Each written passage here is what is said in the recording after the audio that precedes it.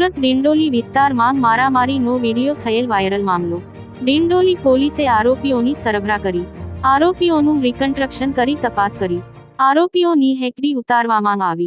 4 આરોપીઓને ઘટના સ્થળે લઈ જઈ લોકોમાંથી ડર દૂર કરાયો.